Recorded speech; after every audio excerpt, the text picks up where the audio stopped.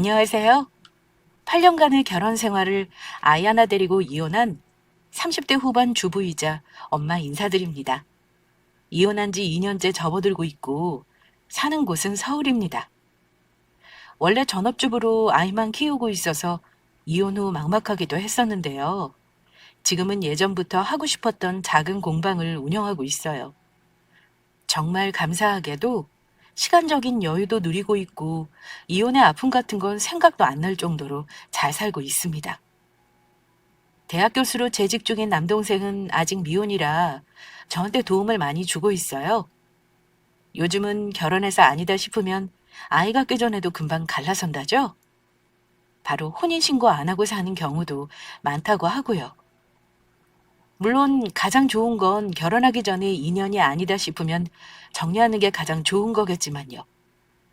저는 친정아빠가 결혼하기 전날까지도 반대하는 결혼을 한 사람이라 일단 구독자분들께 미련하다는 타박들을 각오를 하고 사연을 보냅니다. 저는 지금은 친정 부모님이 다 돌아가시고 친정 식구라고는 남동생과 고모만 있어요. 어릴 적 엄마가 일찍 돌아가셔서 줄곧 고모와 아빠, 남동생과 함께 살았고 고모가 거의 집안일을 다 해주셨기에 저는 직장과 공부에 매진할 수 있었습니다. 나이 차서 결혼할 때도 고모와 전부 상의하고 결정했어요. 일단 왜 친정아빠가 결혼을 반대하셨는지 말씀드려야 할 것 같습니다. 딸인 저를 남동생과 달리 애지중지 금이야오기야 기르시면서도 엄하셨던 아빠는 제가 결혼하겠다고 말씀드렸더니 만나는 남자를 집에 데려오라고 하셨는데요. 결혼할 사람을 만나고 나서는 며칠 매일 술을 드실 정도로 상심을 많이 하셨습니다. 고모는 다 큰 딸이 알아서 해야 한다 하는 입장이셨지만 아빠는 제가 좋아하는 사람이라 해도 결혼은 못 시킨다는 입장이셨습니다. 그 당시 제 나이가 28이었고 남편은 35으로 둘 다 적지 않은 나이였습니다. 남편은 자동차 부품 만드는 중소기업 회사 협력제 현장직으로 일하면서 월급은 대충 300만 원 안팎으로 받는다고 했고요. 아빠가 그 사람 만나기 전에 호구조사를 하시길래 저는 아는 대로 다 말씀드렸습니다. 시집간 누나 둘이고 본가는 목포이고 그 사람 아버지는 목수일 하신다고요. 일단 그 정도만 들으셨는데도 아빠는 그리 마음에 들어하는 얼굴은 아니셨습니다. 하지만 실제로 만나보면 아빠도 생각이 달라질 거라고 믿었는데요. 보기 전에도 그렇고 보고 나서도 마음이 달라지지 않으셨습니다. 자네 나이가 적은 나이가 아닌데 결혼하면 살 집은 어찌할 건가? 전세 정도는 얻을 수 있는 여유가 있는 건가? 아빠의 걱정스러운 물음에 그 당시 남편은 이렇게 대답했습니다. 사실은 저희 집에 작년까지 우환이 좀 있었습니다. 아버지가 갑자기 아프시는 바람에 제가 모은 돈으로 도와드릴 수밖에 없었거든요. 물론 지금은 괜찮아지셔서 더 돈 들어갈 일은 없습니다만 제가 다시 시작하느라 많이 힘들었습니다. 집은 다행히 살고 있는 빌라 전셋집이 아직 계약 기간이 좀 남아서요. 장인어른만 허락하시면 거기서 살다가 돈 열심히 모아서 계약 끝나면 좋은 아파트로 이사 가고 싶습니다. 그래? 뭐 그건 결혼 결정하고 나서 고민해도 늦지 않을 테고. 그럼 자네 부모님은 자네 결혼하는데 많이 보태주실 형편은 안 되시는가? 두 분은 지금 편안하신 거고? 저희 부모님도 형편이 그리 좋지는 않아서요. 아마 결혼은 오롯이 제 힘으로 해야 할 듯 싶습니다. 물론 제가 부모님 따로 드리는 돈도 없고요. 저희는 각자 알아서 살자는 주의거든요. 다행히 누나들이 근처에 사니까 자주 들여다보고는 합니다. 저는 여기 사니까 자주는 못 가고요. 저희 부모님은 저만 잘 살면 되지 아들 오라가라 하는 분들은 아니라서요. 걱정하지 않으셔도 됩니다. 그런가? 자네 집안의 아들, 자네 하나인데 설마 그러시려고? 일단 알겠네. 나는 아직 결혼이 미덥지 않네마는 우리 딸이 저렇게 고집을 부리니 어쩌겠나. 일단 천천히 생각을 좀 해봐야겠지. 장인어른, 결혼 준비 완벽히 해놓고 시집장가 가는 사람이 몇이나 있겠습니까? 부족하면 부족한 대로 하고 둘이 빨리 시작하는 게 중요한 거 아니겠습니까? 제가 부족해 보이는 거 저도 압니다. 하지만 허락해 주시면 제가 꼭 공주 대접해주고 살겠습니다, 장인어른. 공주 대접은 무슨... 결혼하면 우리 딸도 나가서 같이 벌어야 할 것 같은데 몸종이는 안 되면 다행이지.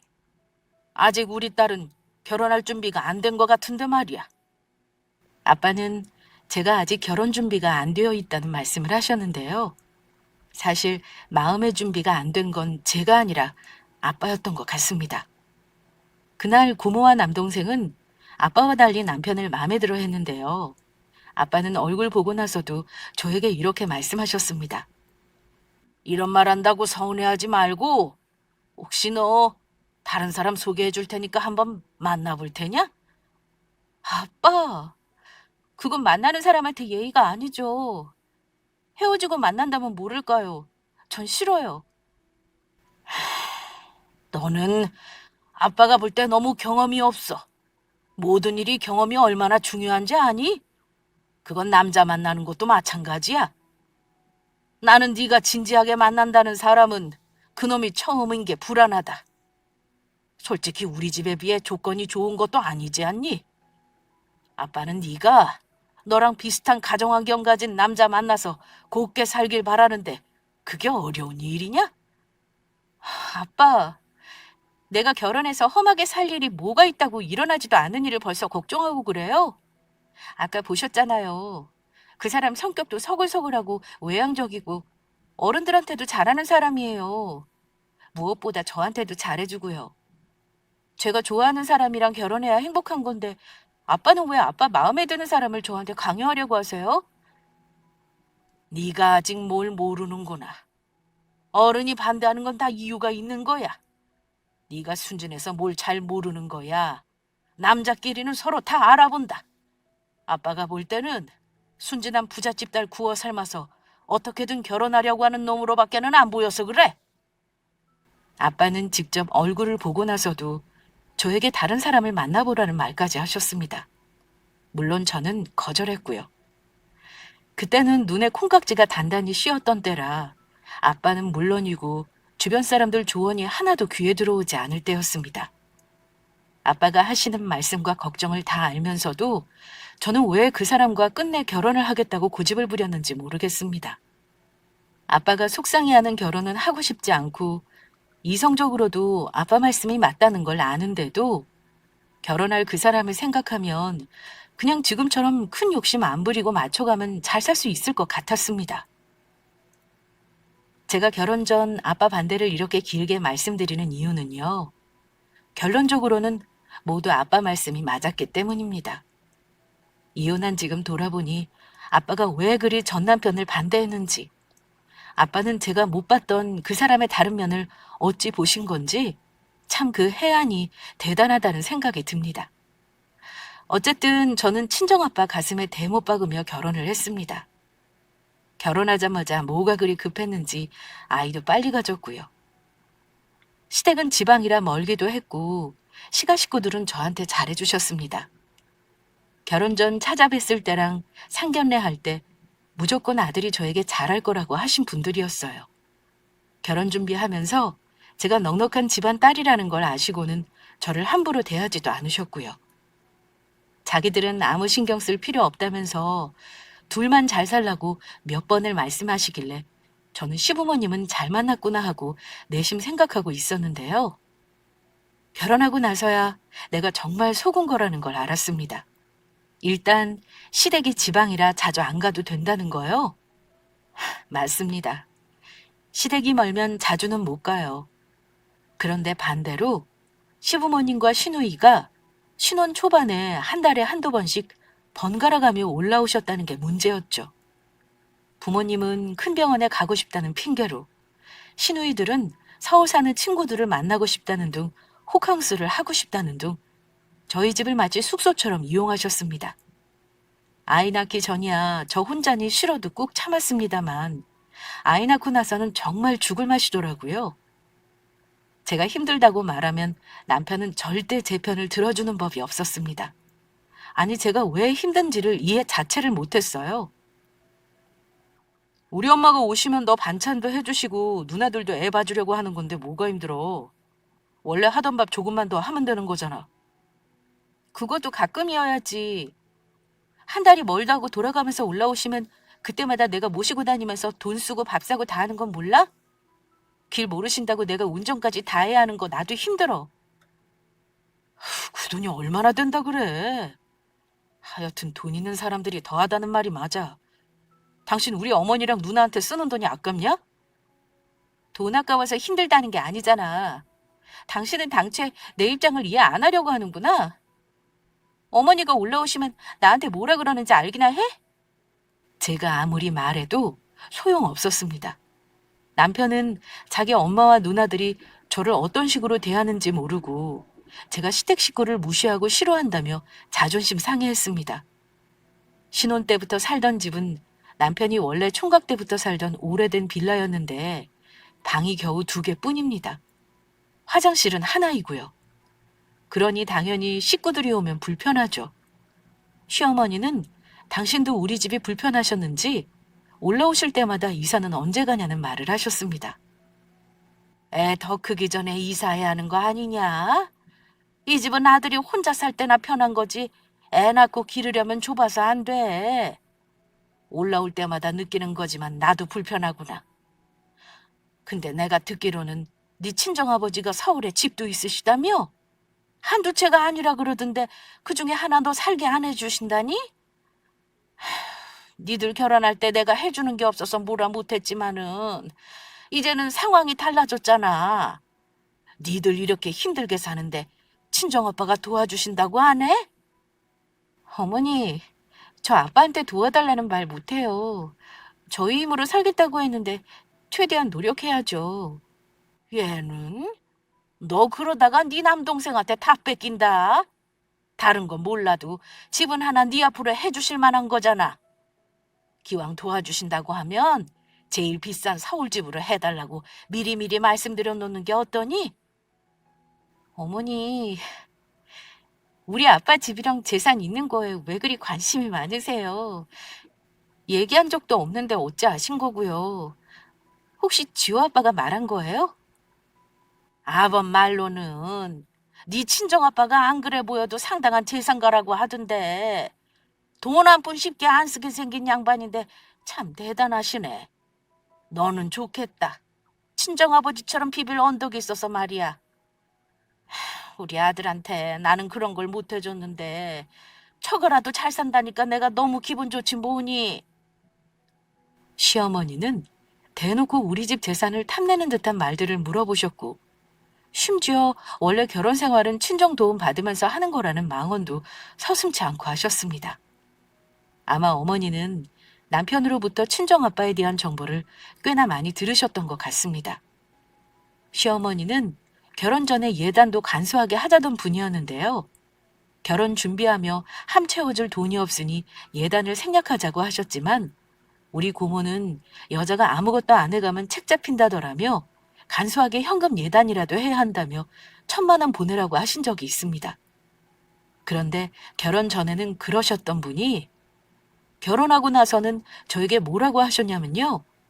현금 예단만 해오는 신부가 제일 무식한 거라는 말을 하신 적이 있습니다. 그때 그 말 듣고 충격받아서 친정아빠랑 고모에게는 말도 못했었어요. 어머니는 결혼 전 사람 좋은 척 하더니만 점점 저에게 본색을 드러내셨습니다. 저는 남편에게 대놓고 아빠 재산이 뭐뭐 있다고 구체적으로 얘기한 적은 없었는데요. 결혼해서 살다 보니까 이 인간이 귀신같이 알아내더라고요. 아빠 사는 집, 아빠 소유 토지랑 상가도 등기부 열람을 전부 한 것 같았습니다. 친정 갔을 때 재산세 고지서를 한번 본 적이 있었는데 세금 내는 금액을 보더니 남편이 입이 떡 벌어지더라고요. 남편은 결혼 전 아빠가 반대한 것 때문에 아빠랑 그리 살가운 사이는 아니었는데 그때부터 아빠 비위를 맞추면서 살살 정보를 캐내려고 했던 것 같습니다. 아무 생각 없이 남동생이 남편 묻는 말에 곧이곧대로 대답해 준 적도 있고요. 대충 아빠 재산을 파악하고 나서부터는 종종 저에게 황당한 말을 한 적이 있었습니다. 여보, 장인어른이 만약에 재산을 처분하신다면 살아계실 때 증여받는 게 나아? 아님 돌아가시고 상속받는 게 나아? 내가 알기로는 증여받는 게 세금 절약하는 길이라던데? 당신은 어떻게 생각해? 지금 장인어른 재산세 금액 상당하시던데 그거 우리가 나눠내는 셈 치고 조금 미리 증여해달라고 그러면 안 될까? 무슨 말 같지도 않은 소리야. 아빠 재산은 아빠가 마음대로 하는 건데 내가 왜 미리 달라 얘기를 해? 그런 생각 당신 고쳐먹어? 설마 우리 아빠 재산 노리고 있는 건 아니지? 우리 아빠 재산을 내가 받을 거라는 생각 자체를 하지 마. 그냥 우리 앞길은 우리가 개척해야 한다고 생각하라고. 떡 줄 사람은 생각도 안 하는데 김칫국부터 마시지 말라는 거야. 야, 그럼 부모가 자식한테 재산 주고 가지 누구한테 주냐? 내가 당신 아빠 재산 탐내는 게 아니라 현실적으로 조언해 주려고 하는 거야. 당신이야말로 사람 속물로 만들지 마. 문제는 저한테만 저런 말 같지도 않은 소리를 한 게 아니라 아빠한테도 종종 아빠 재산을 전체적으로 관리해서 세금 절약을 해주겠다는 둥 헛소리를 했더라고요. 그러다가 일이 터진 건 살던 집에서 나가야 할 일이 생겼을 때였습니다. 집주인이 계약 기간 만료되면 들어와 살겠다고 해서 연장도 못하고 나가야 하는 상황이었는데요. 저는 신혼집으로 살던 집 전세가 남편이 전부 마련해 놓은 돈인 줄 알았습니다. 그런데 알고 보니 전세자금 2억 5천 중 70%가 대출이었습니다. 한창 집값이고 전세고 오를 때라 제가 가진 돈 보태봤자 대출을 더 받아야 할 판이었고 저는 아이 때문에 회사도 관둔 상태였으니 너무 힘들더라고요. 여차면 아이 데리고 월세를 살아야 할 판이었고요. 그러다가 고민 끝에 정말 아빠에게 손을 벌리기 싫었지만 상황을 털어놓았습니다.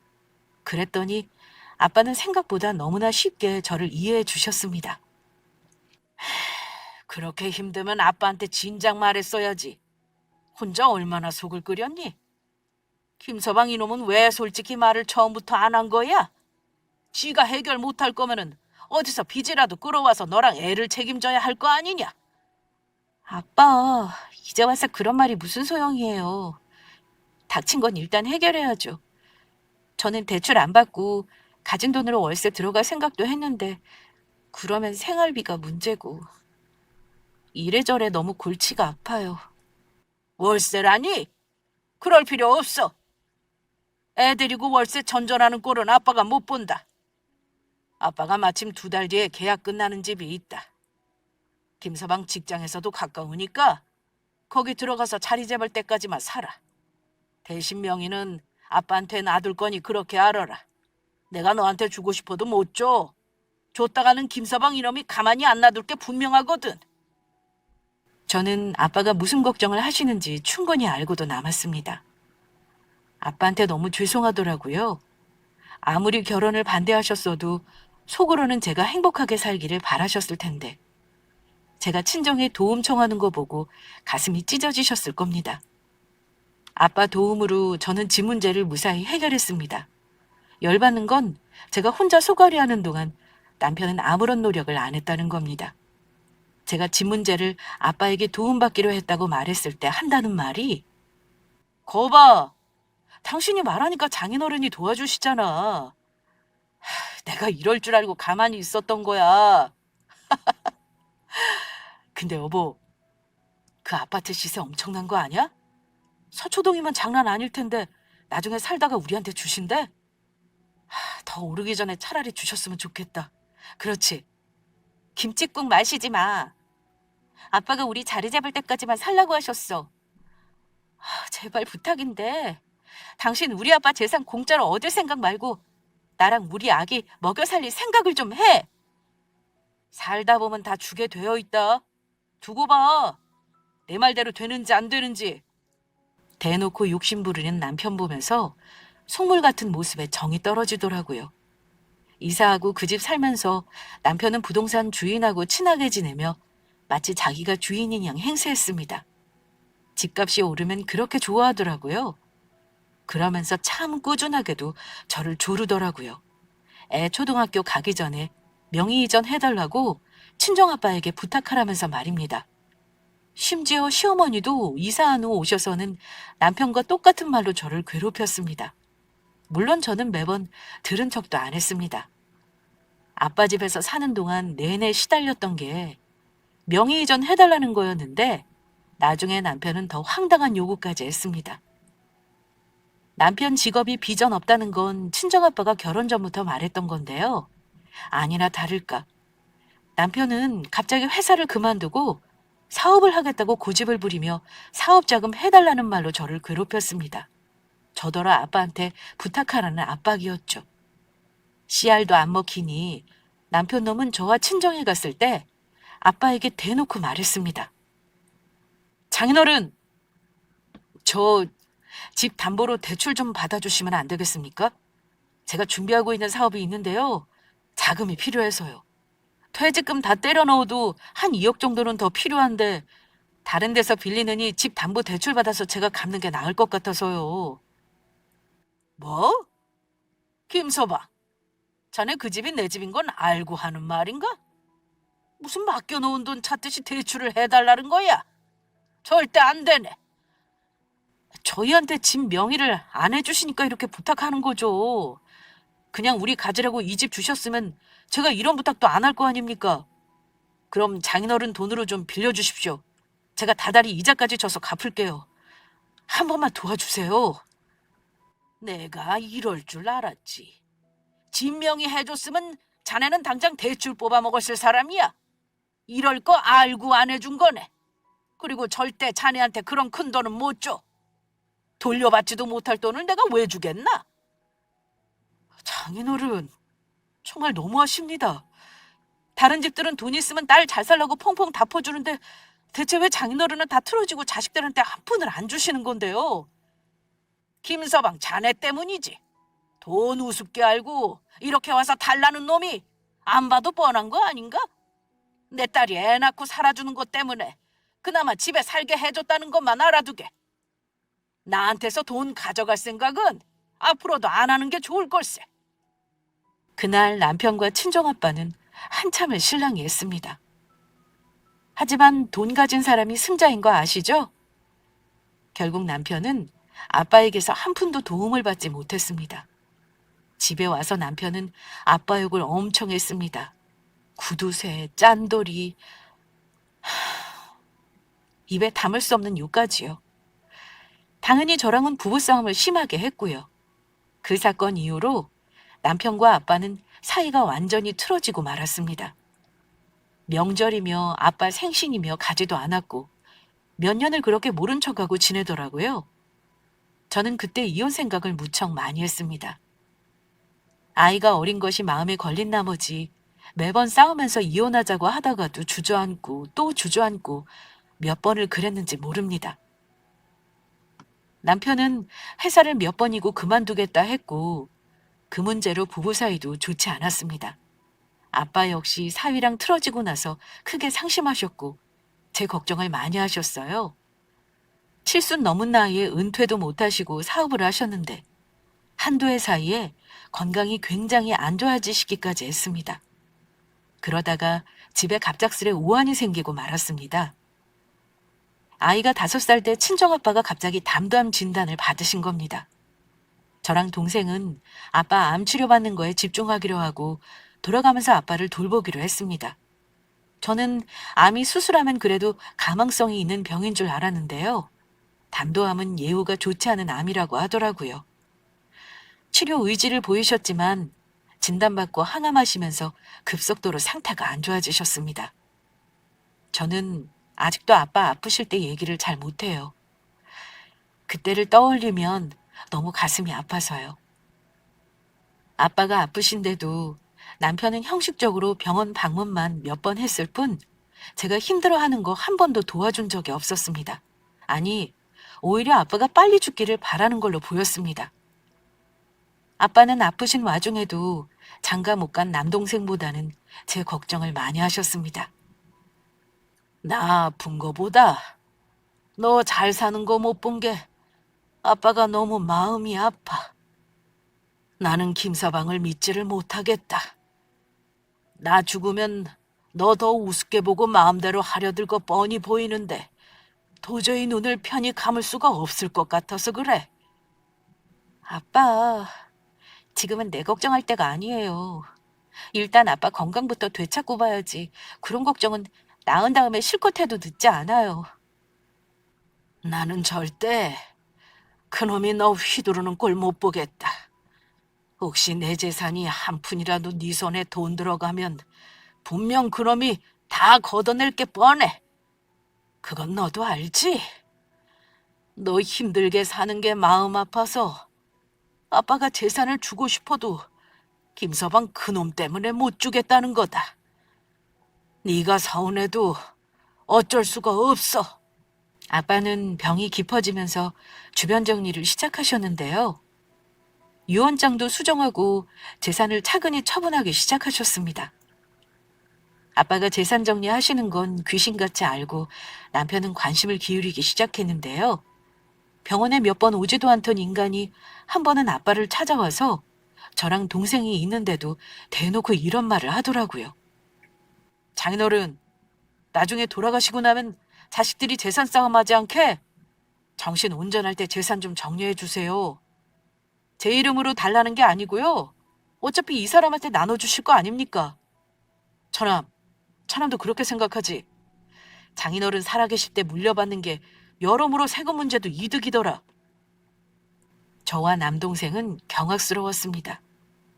아니, 아빠가 돌아가시지도 않았는데 살아있을 때 재산을 나눠달라니요.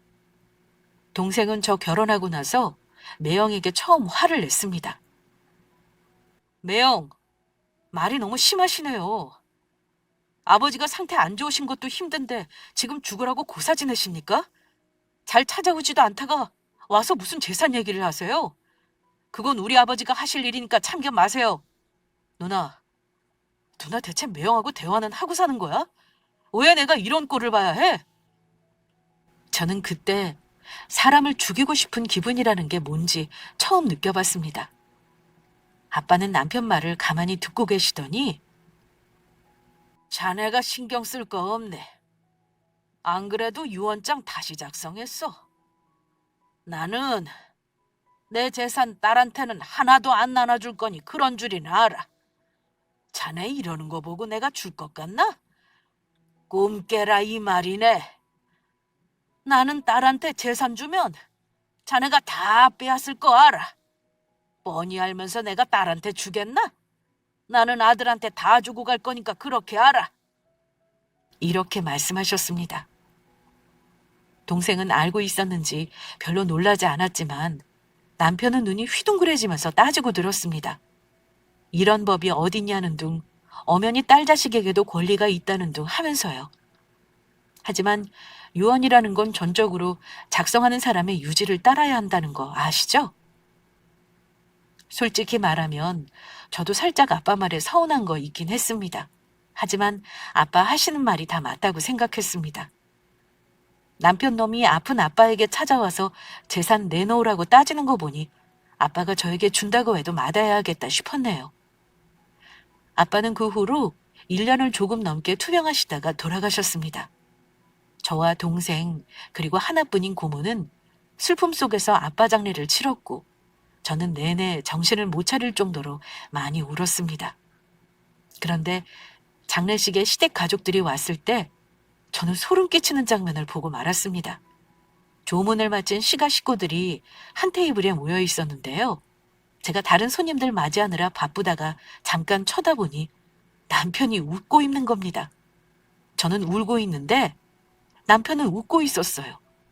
게다가 무슨 말이 오고 갔는지 모르지만 그 식구들이 술잔을 맞부딪히더라고요. 그것도 다 같이 말입니다. 저는 상갓집에서 건배하는 건 예의가 아니라고 배웠는데 그런 꼴을 보고야 말았습니다. 저도 그렇지만 남동생과 고모도 그 광경을 보며 굉장히 불쾌했습니다. 그런데 아빠 돌아가시고 나서 사후 정리하면서 뜻밖의 사실을 알게 되었습니다. 아빠 유언장 공증해 주신 변호사를 만나 상속 문제를 정리하기로 했는데요. 변호사가 하는 말이 아버님이 동생분하고 고모님께만 재산을 남기셨습니다. 따님께서는 받아갈 유산이 없네요. 저도 의아했습니다만 아버님이 강력히 원하신 거고 미리 다 준비를 해놓으신 거라 방법이 없습니다. 자제분들은 아버님 유지를 그대로 따르실 거죠? 아빠는 정말로 저에게 재산을 남기지 않으셨더라고요. 알고 있긴 했는데 정말 한 푼도 남기지 않으신 거 보고 기분이 좀 묘하긴 했습니다. 살짝 의기소침해 있었는데 남동생은 자발적으로 저에게 상속받은 유산을 나누겠다고 하더라고요. 하지만 제가 마다했습니다. 그 상황에서 동생이 유산을 나눠준다 해도 분명 아빠가 생전했던 말대로 남편이 가만히 놔두지 않을 게 뻔했으니까요. 아빠 재산 문제 정리하면서 남편에게 말했습니다. 받을 재산 없으니 기대하지 말라고요. 그런데 그날 저는 남편과 심하게 다투다가 그 인간이 밀치는 바람에 뒤로 넘어지기까지 했습니다. 남편은 내가 재산을 가져오면 분명 어떻게든 해볼 생각이었는지 미친놈처럼 길길이 날뛰며 소리를 지르더군요. 자기 목도 못 챙기는 멍청한 년이 당신이야. 알아? 우리 애랑 우리 가족 생각하면 끝까지 받아냈어야지.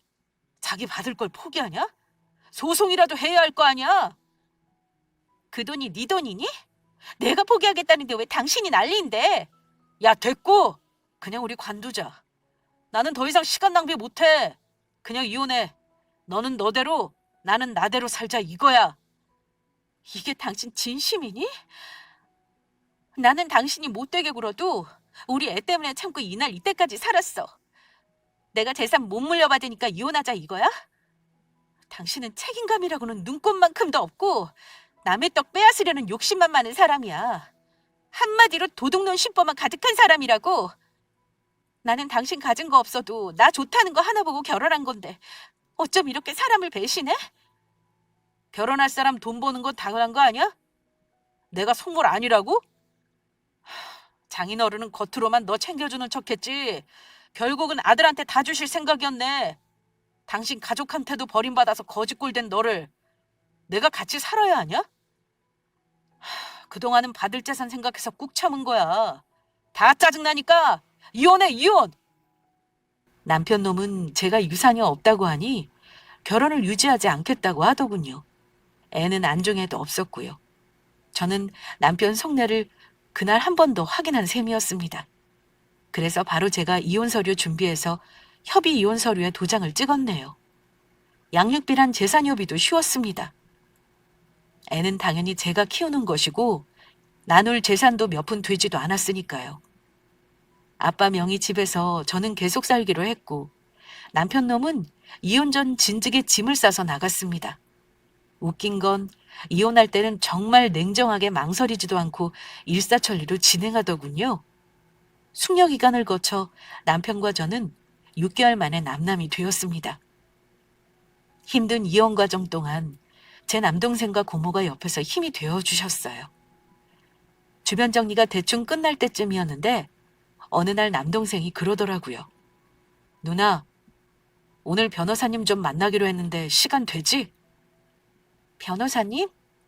그 인간이랑 소송하는 것도 없는데 왜?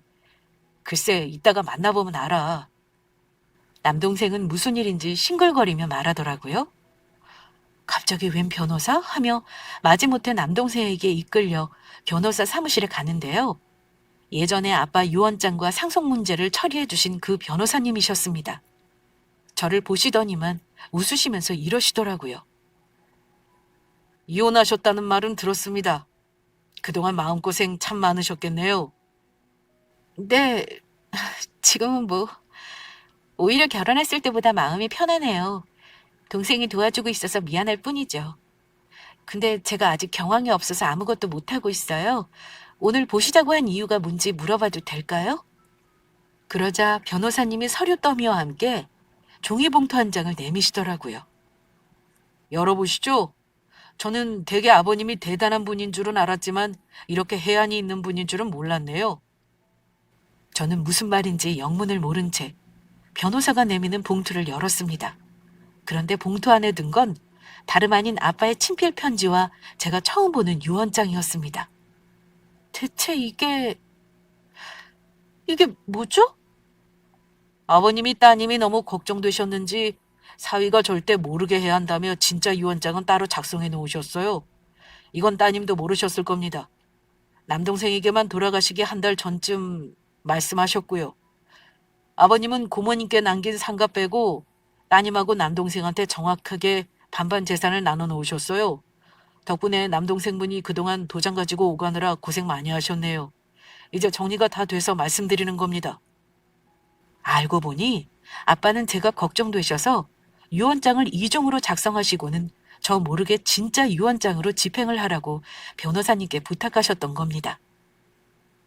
누나 많이 놀랐지? 나도 말하고 싶었는데 그때 말하면 매형이 이혼 안 한다 그럴까 봐 참고 있었던 거야. 나도 참 누나 이혼하길 바라는 게 참 웃기더라. 이제 아무 걱정하지 마. 내가 도와줄 테니까 천천히 뭐 하고 싶은지 생각도 해봐. 동생 말을 듣고 그 자리에서 얼마나 울었는지 모릅니다. 저는 그것도 모르고 조금이나마 서운한 마음을 가졌던 게 너무 죄송하고 또 죄송했습니다. 아빠 편지에는 제가 이혼하더라도 아이와 둘이 사는데 평생 걱정 없을 거라는 말과 앞으로 힘내서 잘 살라는 당부의 말이 빼곡히 적혀 있었습니다.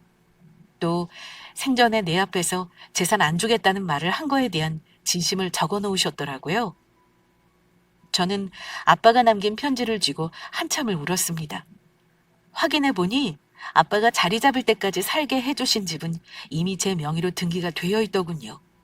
그리고 제 앞으로 남겨놓으신 10억이 넘는 현금 자산과 주식도 받았습니다. 이혼하고 자존감이 바닥을 치던 때였는데 돈이 좋긴 좋더라고요. 저는 동생 말대로 제가 하고 싶은 일을 천천히 찾아보기로 했습니다. 7개월의 시간이 흘렀을 때였는데요. 저는 이혼 후 남편은 물론 시댁 식구들 소식 한 통 듣지 못했습니다. 그런데 양육비를 꼬박꼬박 붙이던 전 남편 놈이 처음 몇 달 빼고는 계속 양육비를 안 주더라고요. 문자도 했고 전화로도 재촉했지만 전 남편 놈은 일부러 그러는 건지 돈을 붙이지 않았습니다. 제가 돈이 없어서 받으려 하는 게 아니라 최소한 아빠로서 책임을 다하라는 거였는데 계속 응하지 않길래 어쩔 수 없이 회사로 찾아가기로 했습니다. 저는 가는 김에 최대한 좋은 옷을 입고 새로 산 최신형 벤츠를 타고 그 인간 회사 앞으로 가서 연락했습니다. 남편 놈은 제가 회사까지 양육비 받으러 왔다는 거에 놀란 듯 했습니다. 씩씩거리며 회사 주차장으로 나오더군요. 그러더니 다짜고짜 당신 미쳤냐? 내가 어련히 줄 때 되면 줄 거 아니야. 여기가 어디라고 찾아와? 나 긴 말 안 해? 당장 양육비 붙여. 돈 없어서 그런가 본데 월급 받아서 당신 설마 쓸데없는 데 쓰는 거 아니지? 다른 데 쓰는 건 관심 없는데 우리 아들 양육비는 제대로 붙이란 말이야. 최소한 아빠 도리는 하라고. 이번 달에 안 붙이면 다음번에는 당신 고소해서 경찰서에서 보게 될 거야. 알겠어? 저는 제가 할 말만 하고 제 차에 올라탔습니다.